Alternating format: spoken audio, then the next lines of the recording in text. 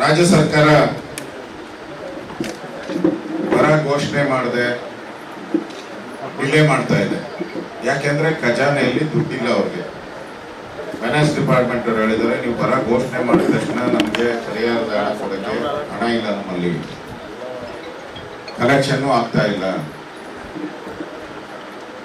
Revenue collection ಕೂಡ ಕಡಿಮೆ ಆಗ್ತಾ ಇದೆ. ಈಗಾಗಲೇ ರೆವಿನ್ಯೂ ಅಬ್ಕಾರಿದೊಂದು ಬಿಟ್ರೆ ಇನ್ನೆಲ್ಲ ಆದಾಯ ಏನ್ ಬರಬೇಕಾಯ್ತು ಟ್ರೆಜರಿಗೆ, ಅದೆಲ್ಲನೂ ಕೂಡ ಕಡಿಮೆ ಆಗ್ತಾ ಇತ್ತು. ನೀವು ಕೇಳಿದ್ರಿ ಈಗ ಏನೋ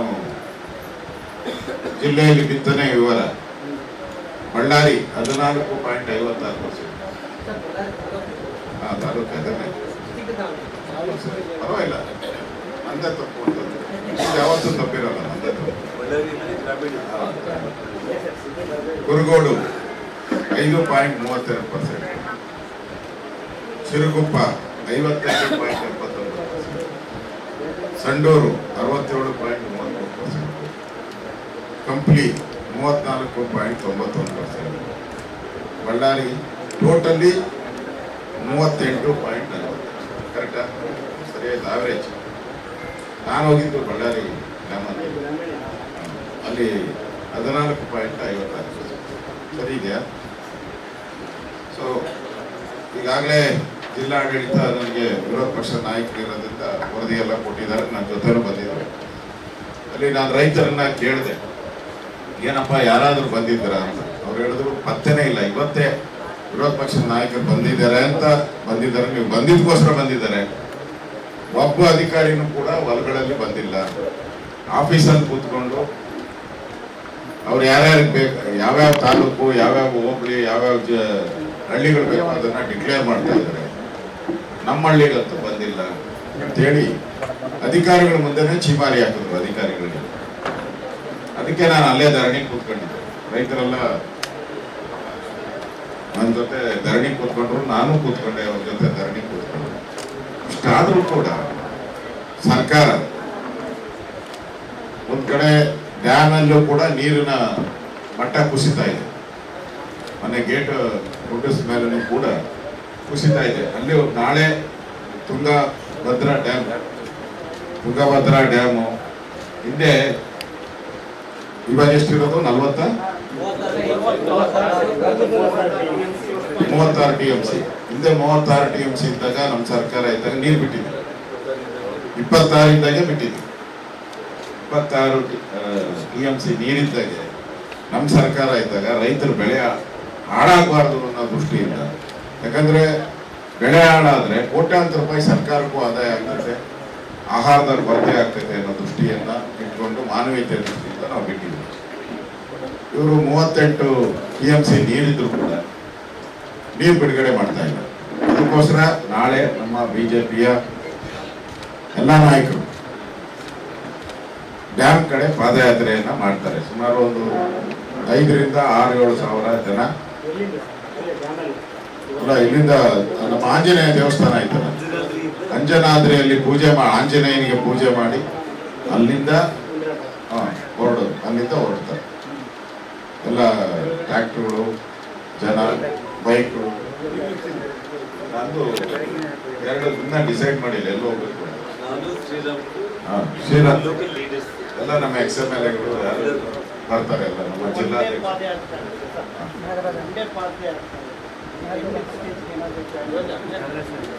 ನೋಡೋಣ ಇನ್ನ ನಮ್ದು ಅಲ್ಲಿ ಮಂಡ್ಯದಲ್ಲಿ ಒಂದು ಪ್ರತಿಭಟನೆ ಕರೆದು ಬಿಟ್ಟಿದ್ದಾರೆ, ಅನೌನ್ಸ್ಮೆಂಟ್ ಪ್ರೆಸ್ ಅಲ್ಲಿ ಕೊಟ್ಬಿಟ್ಟಿದ್ದಾರೆ. ಅದಕ್ಕೆ ನಾನು ನೋಡೋಣ ಅಂತ ಟ್ರೈ ಮಾಡ್ತಾ ಇದ್ದೀನಿ. ನೋಡೋಣ, ಅಲ್ಲಿ ಆಲ್ರೆಡಿ ಪ್ರೆಸ್ ಕೊಟ್ಬಿಟ್ಟಿದ್ದಾರೆ. 2 ದಿನದಿಂದ ನಾನು ಇಲ್ಲೇ ಇದ್ದೀನಿ, ಬಳ್ಳಾರಿ, ದಾವಣಗೆರೆಯಲ್ಲಿ. ಅದನ್ನೇ ಮಾತಾಡ್ತಾ ಇದ್ದೀವಿ. ಆ ದೃಷ್ಟಿಯಿಂದ ನಾಳೆ ಹೋರಾಟವನ್ನ ನಾವು ಹಮ್ಮಿಕೊಂಡಿದ್ದೀವಿ. ಇಲ್ಲಿ ನಾವು ಸರ್ಕಾರನ ಕೇಳೋದು, ಮಿಸ್ಟರ್ DK ಶಿವಕುಮಾರ್, ನೀವು ಬಂದ ಮೇಲೆ ಅಣ್ಣ ನಾ ಹೇಳಕ್ಕ ನೀನು ನನ್ನ ಕಡೆ ಗಮನ ಕೊಡಲ್ಲ. ಕರೆಕ್ಟ್, ಅದು ಬಹಳ ಹುಷಾರಿಲ್ಲ.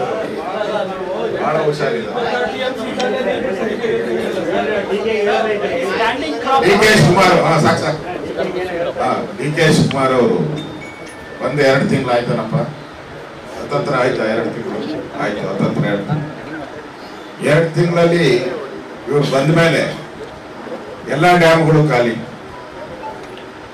ಎಲ್ಲ ಡ್ಯಾಮ್ಗಳು ಖಾಲಿ, ಕರ್ನಾಟಕದಲ್ಲಿರೋ ಎಲ್ಲ ಡ್ಯಾಮ್ಗಳು ಖಾಲಿ ಖಾಲಿ, ಖಜಾನೆ ಖಾಲಿ ಖಾಲಿ, ಹೊಲಗಳು ಖಾಲಿ ಖಾಲಿ. ಇವ್ರು ಮಾತ್ರ ಡೆಲ್ಲಿಯಲ್ಲಿ ಜಾಲಿ ಜಾಲಿ, ಇಲ್ಲಿ ಖಾಲಿ ಖಾಲಿ, ಅಲ್ಲಿ ಡೆಲ್ಲಿ ಜಾಲಿ ಜಾಲಿ. ನಿಮ್ಮ ಎಲ್ಲ MLAಗಳು ನನಗೆ ಮಾಧ್ಯಮದವರೇ ಹೇಳಿದ್ದು, ಪಾಪ ಯಾರೋ ಮಾಧ್ಯಮದವ್ರು ಹೇಳಿದ್ರು, 4 ಜನ ಅಲ್ಲಿದ್ದಾರಂತೆ, 4 ಜನ ಇಲ್ಲಿನ MLAಗಳು ಅಲ್ಲೇ ಇದ್ದಾರಂತೆ, ಡೆಲ್ಲಿಯಲ್ಲೇ ಇದ್ದಾರೆ, ಬಳ್ಳಾರಿ ಬಂದಿಲ್ಲ ಜಾಲಿ ಟ್ರಿಪ್ ಅಲ್ಲಿ, ಅವರು ಇದ್ದಾರೆ. ಅಂದ್ರೆ ಡಿ ಕೆ ಶಿವಕುಮಾರ್ದು ಏನ್ ಅಜೆಂಡಾ ಕರ್ನಾಟಕದಲ್ಲಿ? ಏನ್ ಅಜೆಂಡಾ ನಿಮ್ಗೆ? ಇಲ್ಲಿ ರೈತರ ಸಂಕಷ್ಟದಲ್ಲಿ ಇದ್ದಾರೆ, ಕುಡಿಯೋ ನೀರಿಲ್ಲ, ಜಾನುವಾರುಗಳಿಗೆ ಮೇವಿಲ್ಲ. ನಿನ್ನೆ ಒಂದು ಗೋಶಾಲೆಗೆ ಹೋಗಿದ್ದೆ, ಸುಮಾರು 150-200 ಗೋವುಗಳಿದ್ದಾರೆ, ಮೇವಿಗೆ ದುಡ್ಡು ಕೊಟ್ಟಿಲ್ಲ, ಮೇವಿಗೆ ದುಡ್ಡು ಕೊಟ್ಟಿಲ್ಲ. ಬೀಜಿ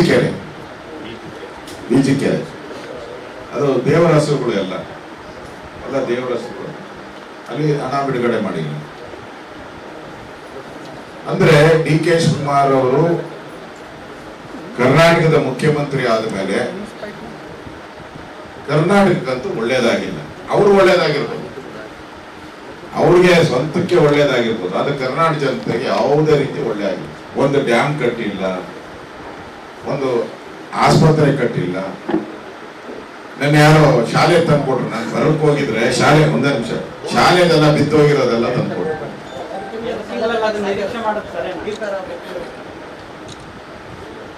ಕೆಲವರೆಲ್ಲ ಫಸ್ಟ್ ಮುಖ್ಯಮಂತ್ರಿ ಆದ ತಕ್ಷಣನೇ, ಈಗ ಕುಮಾರಸ್ವಾಮಿ ಫಸ್ಟ್ ಮುಖ್ಯಮಂತ್ರಿಯಾಗಿ ಫಸ್ಟ್ ದಿನ ಕೂತ್ಕೊಂಡಾಗೆ ಅನೌನ್ಸ್ ಮಾಡಿದ್ರು, ಏನಂತ?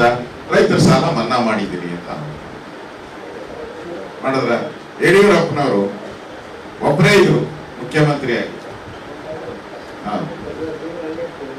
1 ತಿಂಗಳು ಇಡೀ ರಾಜ್ಯ ಪೂರ್ತಿ ಸುತ್ತಾಡಿ ಫ್ಲಡ್ ಆಗಿದ್ದು, ನೆರೆದು ಸಾವಿರಾರು ಕೋಟಿ ರೂಪಾಯಿನ ಕೇಂದ್ರ ಮತ್ತು ಇರ್ಬೋದು ರಾಜ್ಯದಲ್ಲಿ ಕಲೆಕ್ಟ್ ಮಾಡಿ ಅಭಿವೃದ್ಧಿ ಕೆಲಸವನ್ನ ಮಾಡಿದ್ರು. ಈ ತರ ಬಂದವರು ಮುಖ್ಯಮಂತ್ರಿಗಳೆಲ್ಲ ಹೊಸದಾಗಿ ಬಂದಾಗ ಏನ್ ಅನ್ಸುತ್ತೆ ಜನಕ್ಕೆ? ಹೊಸ ಸರ್ಕಾರ ಬಂದಿದೆಯಪ್ಪ. ಈಗ ಹೊಸ ಸರ್ಕಾರ ಬಂದಿದೆ. ಹೊಸ ಸರ್ಕಾರ ಬಂದು ಸಿದ್ದರಾಮಯ್ಯನವ್ರ ಸರ್ಕಾರಕ್ಕೂ ಈ ಸರ್ಕಾರಕ್ಕೆ ಏನಾನ ಡಿಫ್ರೆನ್ಸ್ ಅಂತಂದ್ರೆ ಏನ್ ಡಿಫ್ರೆನ್ಸ್? ಅದೇ ಬಾಟ್ಲು, ಅದೇ ಸಾರಾಯಿ, ಲೇಬರ್ ಡಿ ಕೆ. ಎಲ್ಲರೂ ಡಿ ಕೆ ಬಂದ್ರೆ ಏನೋ ಓಕೆ ಆಗ್ತೈತೆ ಅಂತ ತಿಳ್ಕೊಂಡ್ರು, ಯಾವುದು ಓಕೆ ಆಗಿಲ್ಲ, ಯಾವುದು ಓಕೆ ಆಗಿಲ್ಲ. ಬಿರಿ ಮಂತ್ರಿಮಂಡಲ ರಚನೆ ಮಾಡಕ್ಕೂ ಕೂಡ ಇವ್ರ ಕೈಲಿ ಆಗ್ತಾ ಇಲ್ಲ. ಅವರು ಮಂತ್ರಿ ಆದ ತಕ್ಷಣ, ಮುಖ್ಯಮಂತ್ರಿ ಆದ 1 ವಾರದಲ್ಲಿ ಮಾಡ್ತೀನಿ ಅಂತ, ವಾರ ಆಯ್ತು, 15 ದಿನನೂ ಆಯ್ತು, ಹಾಗೆ ತಿಂಗಳು ಮುಟ್ತಾ ಇದೆ. ಈಗ ಅವಾಗ ಫ್ಲಡ್ ನೆರೆ ಬಂತು, ಇಡೀ ರಾಜ್ಯ ಮುಳುಗೋಗಿತ್ತು. ಇವಾಗ ಯಾವ್ದು ಹಂಗೆಲ್ಲ ಆಗಿಲ್ಲಲ್ಲ, ಬರಗಾಲ, ಇಲ್ಲಿ ಬರಗಾಲ ಬಂದಿದೆ. ಅಟ್ಲೀಸ್ಟ್ ಕೃಷಿ ಯಾವ್ದನ್ನ ಫಸ್ಟ್ ಮಾಡ್ಬೇಕಾಯ್ತು? ಮಾಡಿದ ಮಂತ್ರಿಗಳಂತೂ ಮಾಡಿದಾರಲ್ಲ, ಯಾವ್ದು ಫಸ್ಟ್ ಮಾಡ್ಬೇಕಾಯ್ತು? ಮತ್ತೆ ಮುನ್ಸೂಚನೆ ಕೊಟ್ಟಿದ್ದಾರೆ ಬರಗಾಲ ಬರುತ್ತೆ ಅಂತ ಹೇಳಿ. ಅದ್ಯಾವುದು?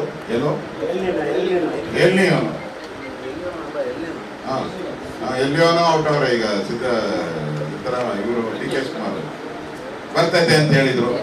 ಒಬ್ಬ ಕೃಷಿ ಸಚಿವರು ಮಾಡಿಲ್ಲ. ನೀವು ಯಾವ್ದಾವ್ದು ಆದಾಯ ಬರುತ್ತೋ ಅದೆಲ್ಲ ಸಚಿವರನ್ನ ತಗೊಂಬಿಟ್ಟವ್ರೆ, ಎಲ್ಲ ಇವರು ಕಿತ್ಕೊಂಬಿಟ್ಟವ್ರೆ. ಒಳ್ಳೊಳ್ಳೆ ಖಾತೆಗಳನ್ನೆಲ್ಲ ಕಿತ್ಕೊಂಬಿಟ್ಟವ್ರೆ. ಕೃಷಿ ಖಾತೆಗೆ ಸಚಿವರು ಇಲ್ಲ, ಹಾರ್ಟಿಕಲ್ಚರ್ಗೆ ಇಲ್ಲ, ಸೆರಿಕಲ್ಚರ್ಗೆ ಮಂತ್ರಿ ಇಲ್ಲ, ಪಶು ಸಂಗೋಪನಾ ಕೇಳೋರಿಲ್ಲ ಪಶುಗಳನ್ನ. ಅಂದ್ರೆ ಇವೆಲ್ಲ ಅವಶ್ಯಕತೆ ಇಲ್ಲ ಅಂತ, ಕಲೆಕ್ಷನ್ ಸೆಂಟರ್ ಅಲ್ಲ ಅಂತ ಬಿಟ್ಬಿಟ್ಟಿರ್ಬೇಕು. ಅಂದ್ರೆ ಇವ್ರ ಪ್ರಯಾರಿಟಿ ಏನು ಅಂತ, ನನ್ನ ಸರ್ಕಾರದ ಪ್ರಯಾರಿಟಿ ಏನು ಮಾತಂದ್ರೆ ಕೇಂದ್ರ ಸರ್ಕಾರ ಇವೆಲ್ಲ ಇಷ್ಟು ಮಾಧ್ಯಮದ ಸ್ನೇಹಿತರಿದ್ದಾರ, ಬಹಳ 40-50 ವರ್ಷ ಕೆಲಸ ಮಾಡಿರೋರು ಇದ್ದೀರ, 10 ವರ್ಷ ಕೆಲಸ ಮಾಡಿರೋರು ಇದ್ದೀರ.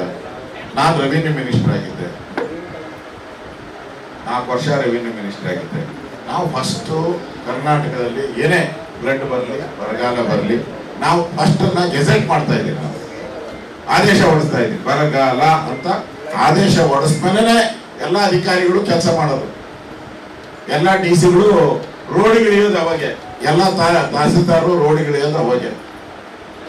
ನೀವು ಅನೌನ್ಸೇ ಮಾಡಿಲ್ಲ ಅಂತ ಹೇಳಿದ್ರೆ ಕೇಂದ್ರ ಸರ್ಕಾರಕ್ಕೆ 1 ತಿಂಗಳು ಮುಂಚೆ ಹೇಳಿದ್ರು 10,000 ಕೋಟಿ ಕೊಡಿ. ಏನ್ ಕೊಡ್ತಾರಪ್ಪ? ಯಾವ ಆಧಾರದ ಮೇಲೆ? ಒಂದು ಕೇಂದ್ರ ಮತ್ತು ರಾಜ್ಯ ಸರ್ಕಾರ ಒಂದು ಫೆಡರಲ್ ವ್ಯವಸ್ಥೆಯಲ್ಲಿ ನಡೀತಾ ಇರೋದು.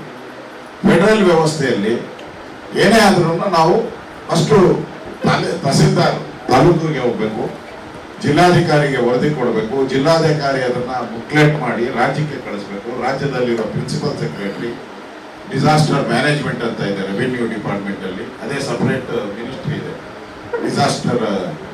ಅಲ್ಲಿಗೆ ಬಂದ್ಮೇಲೆ ಅದಕ್ಕೆ ಒಂದು ಬುಕ್ ಪ್ರಿಂಟ್ ಆಗ್ತಿದೆ, ಅದನ್ನ ತಗೊಂಡೋಗಿ ಕೇಂದ್ರದ ನಮ್ಮ ಹೋಮ್ ಡಿಪಾರ್ಟ್ಮೆಂಟ್ಗೆ ಸಬ್ಮಿಟ್ ಮಾಡಬೇಕು. ಅವ್ರು ಸಬ್ಮಿಟ್ ಆದ್ಮೇಲೆ ಅಲ್ಲಿ ಎಕ್ಸ್ಪ್ಲನೇಷನ್ ಕೇಳ್ತಾರೆ. ಕೇಳಾದ್ಮೇಲೆ ಇಮಿಡಿಯೇಟ್ ಆಗಿ ಅವರು ಒಂದು ತಂಡ ಕಳಿಸ್ತಾರೆ ಕರ್ನಾಟಕಕ್ಕೆ, ಎಲ್ಲೆಲ್ಲಿ ಡ್ರಾಟ್ ಇದೆ ಏನು. ಆ ತಂಡ ವರದಿ ಕೊಟ್ಟ ತಕ್ಷಣ ಅವರು ಒಂದೇ ರಾಜ್ಯಕ್ಕೆ ಕೊಡಲ್ಲ, ಯಾಕಂದ್ರೆ ಒಂದು ರಾಜ್ಯಕ್ಕೆ ಕೊಟ್ಟರೆ ತಾರತಮ್ಯ ಆಗ್ತದೆ. ಇಡೀ ದೇಶದಲ್ಲಿ ಎಲ್ಲೆಲ್ಲಿ ಫ್ಲಡ್ ಆಗಿದೆ, ಎಲ್ಲೆಲ್ಲಿ ಬರಗಾಲ ಬಂದಿದೆ, ಅದಕ್ಕೆ ಆ ರಾಜ್ಯಗಳ ಕೊಟ್ಟಂತ ವರದಿ ಮೇಲೆ ಹಣವನ್ನ ಬಿಡುಗಡೆ ಮಾಡ್ತಾರೆ. ಇದು ಪ್ರೊಸೀಜರ್. ಈ ಪ್ರೊಸೀಜರ್ ಗೊತ್ತಿದ್ರೂ ಕೂಡ ಇಷ್ಟೆಲ್ಲ ಕಾಮನ್ ಸೆನ್ಸ್ ಇಲ್ಲದೆ ಕೇಂದ್ರ ಸರ್ಕಾರ ನಿಯೋಗ ಕಳಿಸ್ಬೇಕು ಅಂತಂದ್ರೆ ಫಸ್ಟ್ ನೀನೇ ನಿಯೋಗ ಕಳಿಸಿಲ್ಲಲ್ಲ ಜಿಲ್ಲೆಗಳಿಗೆ. ನೀನೇ ಸರ್ಕಾರ, ನಿಮ್ಮ ಸರ್ಕಾರನೇ ಎಲ್ಲಿ ಯಾವುದೇ ತಾಲೂಕಿಗೆ ನಿಯೋಗ ಬಂದಿಲ್ಲಲ್ಲ. ರೈತರು ಕೇಳ್ತಾ ಇದ್ದಾರೆ, ಒಬ್ಬರು ಬಂದಿಲ್ಲ, ಒಬ್ಬ ಅಧಿಕಾರಿನೂ ಬಂದಿಲ್ಲ ಅಂತ ಹೇಳ್ತಾರೆ. ನಿಮ್ ಯಾವ ನೈತಿಕತೆ ಇದೆ ನಾನು ಕೇಳೋದು ಸರ್ಕಾರಕ್ಕೆ? ಯಾವ ನೈತಿಕತೆ ಇದೆ? ಕೇಳ್ತಾ ಇದ್ದೀರಲ್ಲ, ಯಾವ ನೈತಿಕತೆ ಕೇಳ್ತಾ ಇದ್ದೀರ ನೀವು? ಅಷ್ಟು ನೀವು ಬರಗಾಲ ಅಂತ ಘೋಷಣೆ ಮಾಡಿ, ಅವಾಗ ಇನ್ಶೂರೆನ್ಸ್ ಕಂಪ್ನಿಗಳೆಲ್ಲ ಬರ್ತವೆ, ಅವರೆಲ್ಲ ಆಫೀಸಲ್ಲೇ ಕೂತಿದ್ದಾರೆ ಇನ್ಶೂರೆನ್ಸ್ ಕಂಪ್ನಿ. ರೈತ ಒಬ್ಬ ಹೇಳ್ದ, ನೆನ್ನೆ ಹೋಗಿದ್ದೆ ನಾನು ಚಿತ್ರದಲ್ಲಿ, ಅದು ರೈತ ಹೇಳ್ದ, ಸರ್ ಇವರು ಘೋಷಣೆ ನಾನು ಹೋಗಿದ್ದೆ, ಇನ್ಶೂರೆನ್ಸ್ ದುಡ್ಡು ಕಟ್ಟಿದ್ದೀನಿ, ಬೆಳೆ ಹಾನಿ ಆಗಿದೆ ಕೊಡಪ್ಪ ಅಂತ ಹೇಳಿದ್ರೆ, ಅವನು ಹೇಳ್ದ ಫಸ್ಟ್ ಬರ ಅಂತ ಘೋಷಣೆ ಮಾಡಬೇಕು, ಬೆಳೆ ಹಾನಿಯ ಪರ್ಸೆಂಟೇಜ್ ಘೋಷಣೆ ಮಾಡಬೇಕು, ಆಮೇಲೆ ನಾವು ಇನ್ಶೂರೆನ್ಸ್ ಅವರು ಇಲ್ಲಿ ಬರೋದು ಅಂತ. ಒಂದ್ ಕಡೆ ಇನ್ಶೂರೆನ್ಸ್ ಹಣ ಬರಲ್ಲ, ಅವ್ರು 3,000 300-400 ರೂಪಾಯಿ ಕಟ್ಟಿದ್ರೆ ಅವ್ರಿಗೆ 3,000 ರೂಪಾಯಿ 4,000 ರೂಪಾಯಿ ಬರ್ತದೆ ಒಂದು ಎಕರೆಗೆ. ಅದು ಬರ್ತಾ ಇಲ್ಲ. ಇವರು ಬರದ ಹಣನೂ ಡಿ.ಕೆ. ಶಿವಕುಮಾರ್ ಫಸ್ಟ್ ಬಂದ ತಕ್ಷಣ ಅವ್ರಿಗೆ ಎಷ್ಟು ಬಿಸ್ನೆಸ್ ಮ್ಯಾನ್ ಅಂದ್ರೆ ಬಿಸ್ನೆಸ್ ಮ್ಯಾನ್, ಅವರು ಪಕ್ಕಾ ಬಿಸ್ನೆಸ್ ಮ್ಯಾನ್. ಅವರೇ ಹೇಳಿದಾರಲ್ಲ, ನಾನು ಫಸ್ಟ್ ಬಿಸ್ನೆಸ್ ಮ್ಯಾನು, ಆಮೇಲೆ ಹ್ಯಾಬಿ ನಂದು ಪೊಲಿಟಿಷಿಯನ್ ಅಂತ ಹೇಳಿದ್ರು. ಅವ್ರು ಹೇಳಿದ್ರು, ಏನ್ ಡಿಕ್ಲೇರ್ ಮಾಡಿದ್ರು? ಯಾರು ಬೆಳೆ ಬೆಳಿಬೇಡಿ, ಯಾರು ಬೆಳೆ ಬೆಳಿಬೇಡಿ ಅಂದ್ರೆ ಏನ್ ಕ್ಯಾಮೆ ಏನ್ ಮಾಡ್ಬೇಕು? ನಿಮ್ಮ ಭಾಷೆಯಲ್ಲಿ ಏನ್ ಹೇಳ್ತಾರಪ್ಪ? ನಾನ್ ವಿರೋಧ ಪಕ್ಷದ ನಾಯಕನಪ್ಪ, ನಾನು ಹಂಗೆ ತಾನೇ ಹೇಳ್ಬೇಕು. ನೀನ್ ಹೇಳ್ದಾಗ ಹೇಳಕ್ಕೆ ನಾನು ಸರ್ಕಾರ ಬರೋ ಮಾತಾಡಕ್ಕೆ. ಆಮೇಲೆ ನೀವು ಬರೆಯುವಾಗ ಏನ್ ಬೇಕೋ ತಿಳ್ಕೊ.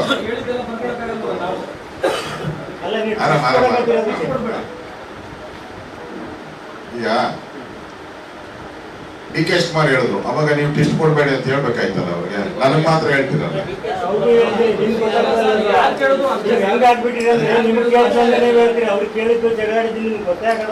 ಸರಿ, ಅವ್ರದೇ ಪಾಸ್ ಮಾಡ್ಕೊಳ್ಳಿ. ಹೇಳಿದ್ರು ಬೆಳೆ ಬೆಳಿಬೇಡಿ, ನಮ್ಗೆ ನೀರಿಲ್ಲ ಅಂತ ಹೇಳಿದ್ರು. ಈಗ ಆಧಾರ ತಗೊಳ್ಳಿ, ನೀವು ಎಲ್ಲ ಡ್ಯಾಮ್ದು ಆಧಾರ ತಗೊಳ್ಳಿ. ನಮ್ಮ ಸರ್ಕಾರ ಇದ್ದಾಗ ಈ ಮಟ್ಟದ ನೀರಿದ್ದಾಗ ನಾವು ಬಿಟ್ಟಿದ್ರು ಇಲ್ಲ ತಗೊಳ್ಳಿ. ನಮ್ದು ನಾವ್ ಯಾವ ಸರ್ಕಾರ ಮಾಡಿದಿರಿ, ಈ ಮಟ್ಟದಲ್ಲಿ ನೀರಿದ್ದಾಗ ಬಿಟ್ಟಿದ್ರು ಇಲ್ಲ ತಗೊಳ್ಳಿ. ಎಷ್ಟು ಕಟಿಂಗ್ ಇತ್ತು ಬಿಟ್ಟಿರಿ. ಈಗ ಸೋಯಿಂಗ್ ಪೀರಿಯಡ್ ಬೇಕಿರೋದು ನೀವು ಸೋ ಮಾಡಿ ಬಿಟ್ಬಿಟ್ರೆ ಇನ್ನು ಮತ್ತೆ ಕ್ರಾಪ್ ಲಾಸ್ ಆಗ್ತದೆ ಅಂತ ಬಿಟ್ಟಿಲ್ಲ. ನಾವು ಟೆಕ್ನಿಕಲಿ ಆಲೋಚನೆ ಮಾಡ್ಬೇಕು. ಎಸ್ ನೀವು ಬಿಟ್ಟಿದ್ರಿ, ಯಾವಾಗ ಎಷ್ಟು ಕಟಿಂಗ್ ರೆಡಿ ಇತ್ತು ನಮಗೆ ಅವಾಗ ಒಂದು ನೀರು ಬಿಡೋದು ಅಲ್ಲಿ ಡೇಂಜರಸ್. ಈಗ ರೈತರೆಲ್ಲ ಏನ್ ಕೇಳ್ತಾ ಇದಾರೆ ಸರ್? ರೈತರು ನೀರ್ ಕೇಳ್ತಾ ಇದಾರೆ. ಡ್ಯಾಮ್ ಅಲ್ಲಿ ನೀರ್ ಎಲ್ಲಿದೆ? ನಾವ್ ಯಾರ ಪರ ನಿಂತ್ಕೋಬೇಕು? ರೈತರ ಪರವಾಗಿ ನಾವು ಮಾತಾಡ್ಬೇಕು. ನೀವೊಂದು ಆಲೋಚನೆ ಮಾಡ್ರೆ ಇಲ್ಲೋ ಫಸ್ಟ್ ಕ್ರಾಪ್ ಲಾಸ್ ಆಗಿದೆ, ಸೆಕೆಂಡ್ ಕ್ರಾಪ್ ನಮಗೆ ಲಾಸ್ಟ್ ಟೈಮ್ ಈಗ ಈ ಲಾ- ಈ ಮುಂಗಾರು crop loss ಮುಂಗಾರು ಆಗಿದೆ. ಲಾಸ್ ಆಗಿದೆ. ಒಂದ್ ನಿಮಿಷ ಅವ್ರು ಮಾತಾಡೋದು ಎಷ್ಟು crop loss ಆಗಿರುತ್ತೆ, ಅವ್ರಿಗೆ ಹೋಗ್ಬಿಡುತ್ತೆ ಸರ್. ಅಲ್ಲ ಅವ್ರು ಕಂಪ್ಲೀಟ್ ಮಾಡಲಿ, ಆಮೇಲೆ ನೀವೆಲ್ಲ ಪ್ರಶ್ನೆಗಳು ಈಗ ಕೇಳಿ. ಒಂದು ಮಾಡೋಣ, ಡಾಕ್ಟರ್ ನೀವು ಏನು- ನಾನ್ ಮಾತಾಡ್ಬಿಡ್ತೀನಿ ಪೂರ್ತಿ, ನೀವು ಆಮೇಲೆ ಕೇಳಿ. ನಾನು ಆಮೇಲೆ ಮಾತಾಡ್ತೀನಿ. ಯಾವಾಗಲೂ ಒಂದು ಮಾತಾಡ್ತೀನಿ. ನಾನು ಮಾತಾಡ್ತೀನಿ. ಹೇಳ್ಬಿಡ್ತೀನಿ. ಆಮೇಲೆ ನೀವು ಎಷ್ಟು ಕ್ವಶನ್ ಕೇಳಿದ್ರು ನಾನು ಇಲ್ಲೇ ಬಂದ್ಬಿಟ್ಟು ಉತ್ತರ ಎಷ್ಟು ಮತ್ತೆ ಏನು ಕೇಳೋದು ಬೇಡ ಕ್ವಶನ್. ಇಲ್ಲ ಕೇಳಂಗಿದ್ರೆ ಇವಾಗ ಎಲ್ಲ ಕೇಳ್ಬಿಡಿ. ಆಮೇಲೆ ಲಾಸ್ಟ್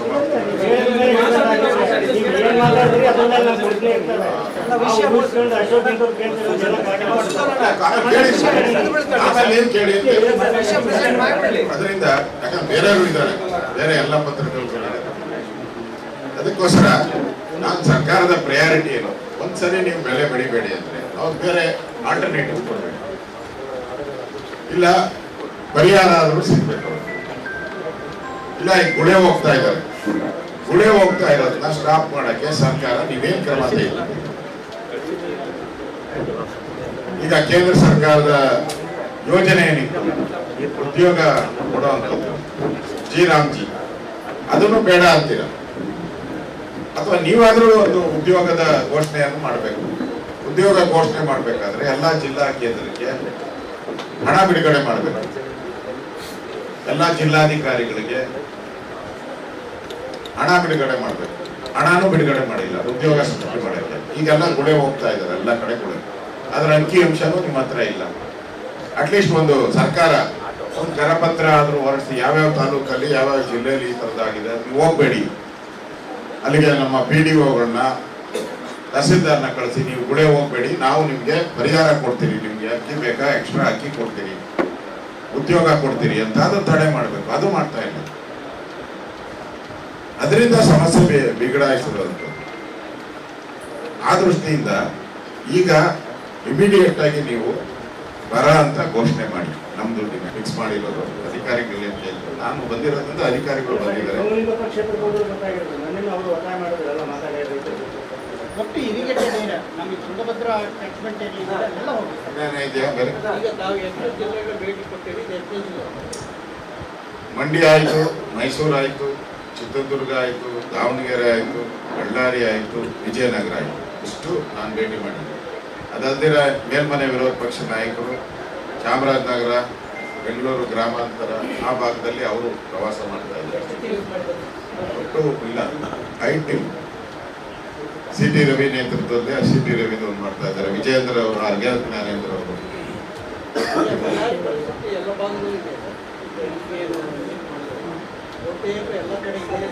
ಬಳ್ಳಾರಿ ಜಾಸ್ತಿ.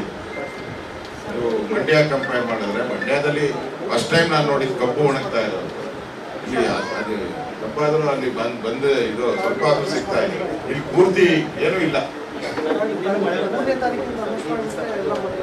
ಅದಕ್ಕೋಸ್ಕರ ಅದನ್ನ ಮತ್ತೆ ನೀವು ಕ್ವಶನ್ಗಳು ಜಾಸ್ತಿ ಆಯ್ತು ಅದಕ್ಕೋಸ್ಕರ ನಾವು ಸರ್ಕಾರಕ್ಕೆ ಬರ ಘೋಷಣೆ ಮಾಡಿಲ್ಲ ಅಂದ್ರೆ ನೀವು 3ನೇ ತಾರೀಕು ನಮ್ಮೆಲ್ಲಾ ಲೀಡರ್ಸು ಎಲ್ಲಾ ತಾಲೂಕುಗಳು, ಒಂದ್ ಕಡೆ ಅಲ್ಲ ಎಲ್ಲಾ ತಾಲೂಕುಗಳಲ್ಲೂ ರೈತರ ಹೊಲಗಳಿಗೆ ಹೋಗಿ, ಎಲ್ಲಿ ಬಿರುಕು ಬಿಟ್ಟಿದೆಯಲ್ಲ ಬಿರುಕು ಬಿಟ್ಟು ಬೆಳೆ ಆಗಿರೋ ಹೊಲಗಳಲ್ಲಿ ಕೂತ್ಕೊಂಡು ನಮ್ಮ ಧರಣಿಯನ್ನ ಸುಮ್ಮನೆ ಒಂದು ಅರ್ಧ ಗಂಟೆ ಅಲ್ಲ, ಪೂರ್ತಿ ಬೆಳಗ್ಗೆಯಿಂದ ಸಂಜೆವರೆಗೂ ಅಥವಾ ಮಧ್ಯಾಹ್ನದವರೆಗೂ ಕೂಡ 4 ಗಂಟೆವರೆಗೂ ಕೂಡ ಧರಣಿ ಮಾಡ್ತಾರೆ. ರೈತರ ಹೊಲದಲ್ಲೇ ಧರಣಿ ಮಾಡ್ತಾರೆ, ಅಲ್ಲೇ ತಿಂಡಿ ಊಟ ಎಲ್ಲ ಮಾಡ್ತಾರೆ. ಚಲೋ ಚಲೋ ಹೊಲೆಗಳಂತೆ ನೀವೇ ಇನ್ ಕೇಳದಲ್ಲಿ ಬೇರೆ ತರ ಅಲ್ಲಿ ಶುರು ಮಾಡ್ಕೊತಾರೆ. ಇಲ್ಲಿ ಬಂದಾಗ ಗಾಡಿ ಮಾತಾಡ್ತೀರ, ಅಲ್ಲಿ ಹೋದಾಗ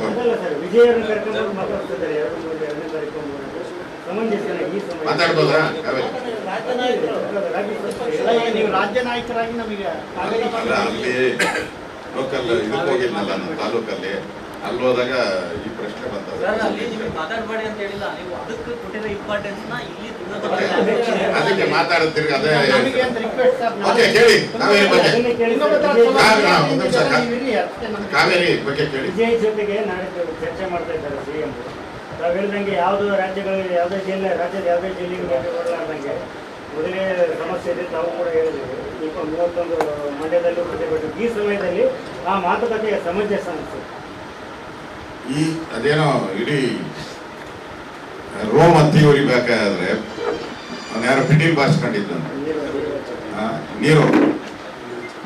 ನೀರೋ ಚಕ್ರವರ್ತಿ ಆ ಪರಿಸ್ಥಿತಿ. ಅವ್ರು ಏನಕ್ಕೆ ಬರ್ತಾ ಇದ್ದಾರೆ? ಯಾರು ಜೋಸಫ್ ಅವರು ಏನಕ್ಕೆ ಬರ್ತಾ ಇದ್ದಾರೆ? CM ಅವರು ಏನ್ ಚರ್ಚೆಯಲ್ಲಿ ನೀವು ಬಂದು ಅವರು ವಿಧಾನಸೌಧಕ್ಕೆ ಬಂದು ನಮ್ಗನ್ಸ್ತಕ್ಕೆ ಒಂದು 10 ರಿಂದ 15 ಕೋಟಿ ಖರ್ಚಾಗ್ತದೆ. ಯಾಕಂದ್ರೆ ಫಿಲಂ ಆಕ್ಟರ್ ಅವರು ಸ್ವಲ್ಪ ಆ ಕಡೆ ತಮಿಳ್ ಬೆಲ್ಟ್ ಎಲ್ಲ ಜಾಸ್ತಿ ಇದೆ ನಮ್ಮ ಬೆಂಗಳೂರಲ್ಲಿ, ಆ ಕಡೆ ಅವೆಲ್ಲ ಬರ್ತಾರೆ. ಅದರಿಂದ ಖರ್ಚಾಗ್ತೈತೆ, ಬಹಳ ಹಣ ಖರ್ಚಾಗ್ತೈತೆ ಸೆಕ್ಯೂರಿಟಿ ರೀಸನ್. ಬಂದ ಮೇಲೆ ಅವ್ರು ಬಂದು ಮೇಕೆದಾಟು ಯೋಜನೆಗೆ ನಂದೇನು ಸಮಸ್ಯೆ ಇಲ್ಲ, ಈಗಾಗಲೇ ಕೇಂದ್ರ ಸರ್ಕಾರ ಇಷ್ಟು ದಿನ ಕೇಂದ್ರ ಸರ್ಕಾರ ನಮಗೆ ಬೆಂಬಲ ಮಾಡ್ತಾ ಇಲ್ಲ ಅಂದ್ರು. ಪಾರ್ಲಿಮೆಂಟ್ ಅಲ್ಲೇ ಅನೌನ್ಸ್ ಮಾಡ್ಬಿಟ್ರು ನಮ್ಮ ಕೇಂದ್ರ ಸರ್ಕಾರ, ನಾವು ಇದಕ್ಕೆ ಗ್ರೀನ್ ಸಿಗ್ನಲ್ ಕೊಟ್ಟಿದ್ದೀರಿ, ಶುರು ಮಾಡಿ, ನಮ್ದೇನು ಅಭ್ಯಂತರ ಇಲ್ಲ ಅಂತ ಕೇಂದ್ರ ಸರ್ಕಾರ ಹೇಳಿದ್ರು. ವಿಜಯನ್ ಈಗಾಗಲೇ ಒಂದು ಪತ್ರ ಬರೆದಿದ್ದಾರೆ, ಮೇಕೆದಾಟುಗೆ ನಮ್ಮ ವಿರೋಧ ಇದೆ, ಪ್ರೈಮ್ ಮಿನಿಸ್ಟರ್ ಮಧ್ಯೆ ಪ್ರವೇಶ ಮಾಡಿ ಸ್ಟಾಪ್ ಮಾಡಬೇಕು ಅಂತೇಳಿ ಜೋಸಫ್ ಅವರು ಬರೆದಿದ್ದಾರೆ. ಸೊ ನೀವು ಬಂದು ಮೀಟಿಂಗ್ ಆದ್ಮೇಲೆ ಕಾವೇರಿ 3500 TM 3500 ಕ್ಯೂಸೆಕ್ಸ್ ನೀರು ಬಿಡಬೇಕು ಅಂತ ಬಂದಿದೆ ಈಗ ಟ್ರಿಬ್ಯುನಲ್ ಆರ್ಡರ್. ಸೊ ಬಂದು ನಿಮ್ ಮೀಟಿಂಗ್ ಆಗಿ ಮೊಕ್ಕೆ ಕೊಟ್ಟು ಎಲ್ಲ ಫೋಟೋ ಶೂಟ್ ಆದ್ಮೇಲೆ ತಮಿಳುನಾಡಿನ CM ಜೋಸಫ್ ಅವರು ಏನಂತ ಅನೌನ್ಸ್ ಮಾಡ್ತಾರೆ? ನಾನು ಮೇಕೆದಾಟಿಗೆ ಅಬ್ಜೆಕ್ಷನ್ ಮಾಡಲ್ಲ, 3500 ಕ್ಯೂಸೆಕ್ಸ್ ನೀರಿಗೆ ಇವಾಗ ಸದ್ಯಕ್ಕೇನು ಬೇಕಾಗಿಲ್ಲ, ಬೇಕಾದಾಗ ನಾನು ಕೇಳ್ತೀನಿ, ನಿಧಾನದಾಗ ಬಿಡಿ ಹೇಳ್ತಾರೆ ಅವರು. 100% ಹೇಳ್ತಾರೆ, ನಾವು ಮೇಕೆದಾಟಿ ವಿರೋಧ, ಒಂದು ಹನಿನೂ ಬಿಡಲ್ಲ, ನಾವು ಒಂದು ಹನಿ ನೀರು ಬಿಡಲ್ಲ, ನಾವು 3500 ಕ್ಯೂಸೆಕ್ಸ್ ನಮ್ಗೆ ಎವ್ರಿ ಡೇ ಏನ್ ಬಿಡ್ಬೇಕು ಅದು ಬಿಡ್ಬೇಕು ಅಂತಾರೆ. ಅಷ್ಟಕ್ಕೆ ಅವ್ರು ಕರ್ಸ್ಬಿಟ್ಟು ಉಗಿಸ್ಕೊಳಕ, ನಾವು ಬಯಸ್ಕೊಳಕ ಬೇಡ ಪದ ಬಯಸ್ಕೊಳಕ ನಾವು ಕರೆಯೋದು ಆರಾಮ್ಸೆ. ನಿಮ್ಗೇನಾನ ನಾನು ಹೇಳಿದ್ದೀನಲ್ಲಪ್ಪ, ನಾನು ಹೇಳಿರೋದ್ರಲ್ಲಿ ಒಂದು ವರ್ಡ್ ಏನಾನ ಹೆಚ್ಚು ಕಮ್ಮಿ ಆದ್ರೂ ನನ್ನ ಪ್ರಶ್ನೆ ಮಾಡಿ ಅವ್ರ ವಿರೋಧ ಮತ್ತೆ ಯಾಕೆ ಕರೆಸ್ತೀರಾ?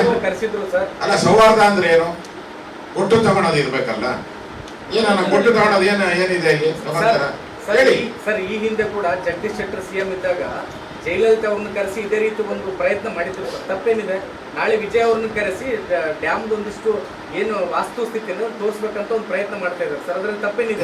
ನಾನು ಇದ್ದಪ್ಪ ಮೀಟಿಂಗ್ಗೆ, ಜಯಲಲಿತಾ ಮೀಟಿಂಗ್ಗೆ ನಾನು ಇದ್ದೆ, ಜಗದೀಶ್ ಶೆಟ್ಟರು, ನಾನು, ಬಸವರಾಜ ಬೊಮ್ಮಾಯಿ ಅವರೆಲ್ಲ ಇದ್ದರು. ಒಂದು ಪ್ರಯತ್ನ ಮಾಡೋದ್ರಲ್ಲಿ ತಪ್ಪೇನ ಸರ್? ಅದೇ ರೀತಿಯಾಗಿ ಅವಾಗ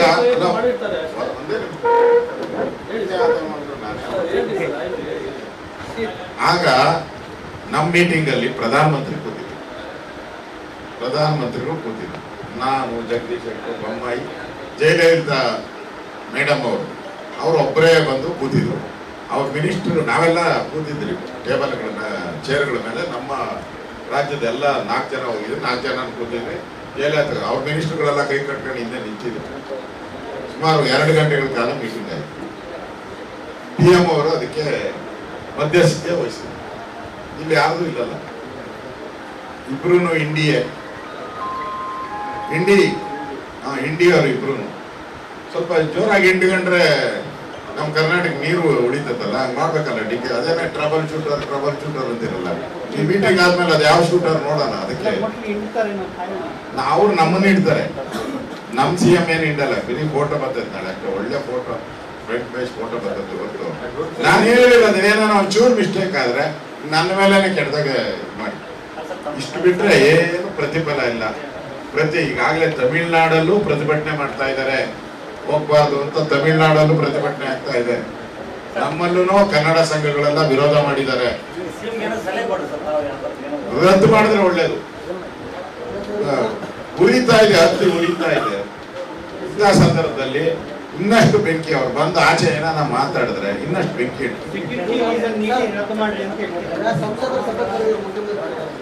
ಇವತ್ತಿನ ಪತ್ರಿಕಾಗೋಷ್ಠಿಯಲ್ಲಿ ಭಾಗವಹಿಸಿದ ಎಲ್ಲ ಮಾಧ್ಯಮ ಸ್ನೇಹಿತರಿಗೆ ಧನ್ಯವಾದ. ಯಾಕಂದ್ರೆ ವೈಯಕ್ತಿಕವಾಗಿ ಮಾತಾಡಿ ವೈಯಕ್ತಿಕವಾಗಿ ಮಾತಾಡಿ. ನಾವು ಇದಕ್ಕೆ ವಿಠ್ಲಾಪುರಕ್ಕೆ ಹೋಗೋಣ. ಡೆಲ್ಲಿಯಲ್ಲಿ ಹೋಗಿದ್ದ ಸಭೆ ಕೇಂದ್ರ ಮತ್ತು ರಾಜ್ಯದ ಒಟ್ಟೊಟ್ಟಿಗೆ ಅಭಿವೃದ್ಧಿಗೆ ಸಹಕಾರ ಮಾಡಬೇಕು ಅಂತ ಇದ್ದಾರೆ. ಪ್ರಹ್ಲಾದ್ ಜೋಶಿ ಹೇಳಿದ್ದಾರೆ, ನಾವು ಕೇಂದ್ರ ಪೂರ್ತಿ ರಾಜಕಾರಣ ಮಾಡಲಿಲ್ಲ ಅಂದ್ರೆ ನಾವು ಪೂರ್ತಿ ಸಹಾಯ ಮಾಡ್ತೀವಿ ಅಂತ ಹೇಳಿದ್ದಾರೆ.